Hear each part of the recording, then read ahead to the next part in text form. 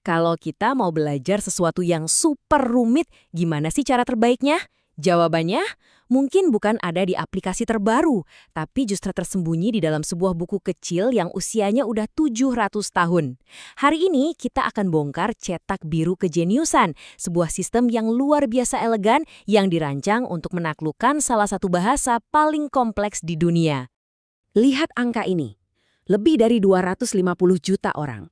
Itu adalah jumlah penutur asli bahasa Arab saat ini. Coba deh bayangin tantangannya. Gimana caranya Anda menciptakan satu panduan yang bisa membuka pintu ke dunia bahasa yang begitu kaya bagi jutaan orang? Skalanya besar sekali, dan relevansinya ya jelas tidak terbantahkan. Nah, pertanyaannya, dengan bahasa yang seluas dan sekuno ini, seorang pemula harus mulai dari mana? Apa fondasi yang diletakkan untuk semua pelajar ini? Jawabannya, yang mungkin cukup mengejutkan, bukanlah buku modern, tapi sebuah teks dari abad pertengahan. Kita lagi ngomongin Al-Ajrumiyah, sebuah panduan tata bahasa yang disusun 700 tahun yang lalu.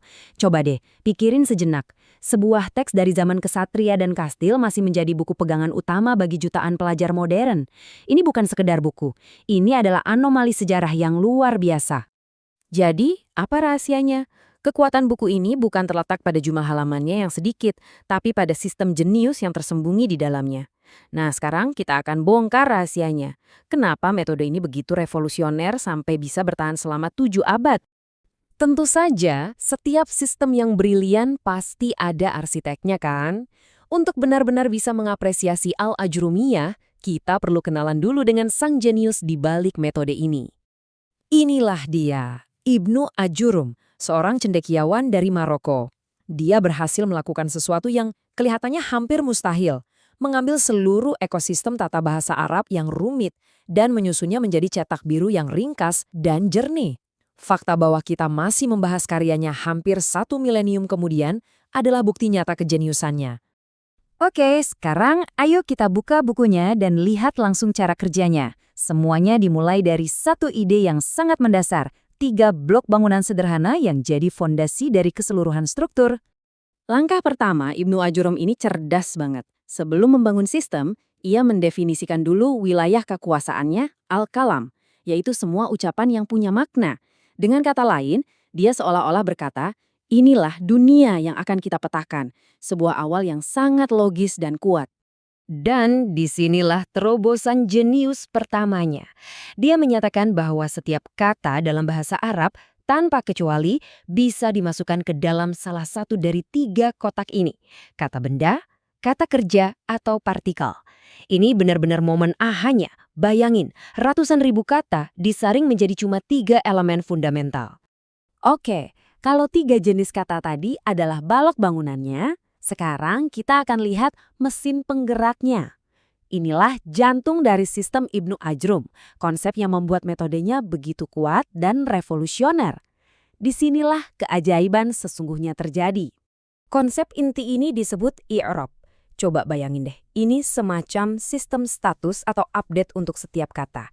Jadi, alih-alih cuma mengandalkan urutan kata, i'rab ini pakai penanda di akhir kata untuk ngasih tahu kita apa peran kata itu di dalam kalimat.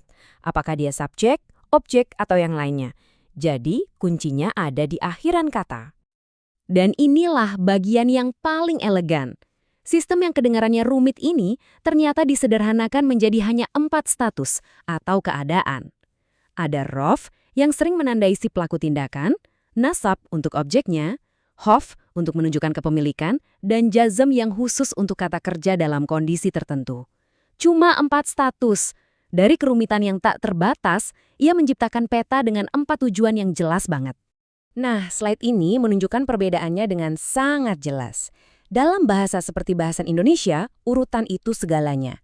Siswa membaca buku itu beda banget artinya sama buku membaca siswa kan? Tapi di bahasa Arab, berkat sistem i'rab tadi, justru akhiran katanya yang jadi penentu. Inilah yang membuat struktur kalimatnya bisa jauh lebih fleksibel tanpa maknanya jadi aneh. Jadi kita balik lagi ke pertanyaan awal. Di dunia yang terus berubah, bagaimana mungkin sebuah sistem berusia 700 tahun tidak hanya bertahan, tapi tetap menjadi standar emas?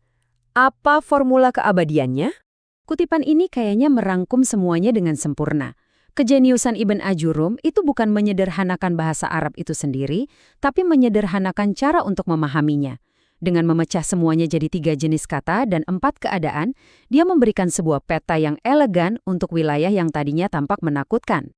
Pada akhirnya warisannya abadi karena desainnya itu jenius dari sisi pengajaran. Sistematis, ringkas, dan dirancang untuk melekat di ingatan. Ini bukanlah buku yang berisi semua jawaban, melainkan lebih seperti kunci utama yang membuka semua pintu. Al-Ajurumiyah membeli pelajar semacam rak buku mental, tempat mereka bisa menyusung semua pengetahuan tata bahasa di masa depan dengan rapi. Ini membawa kita pada sebuah pemikiran akhir. Kalau kita perhatikan, dari tabel periodik di kimia sampai aturan dasar catur, kejeniusan seringkali terletak pada penciptaan sistem sederhana yang bisa mengasurkan kompleksitas tak terbatas. Al-Ajurumiyah adalah contoh sempurna dari prinsip ini dalam dunia bahasa. Nah, menurut Anda, karya jenius apalagi yang cocok dengan pola ini?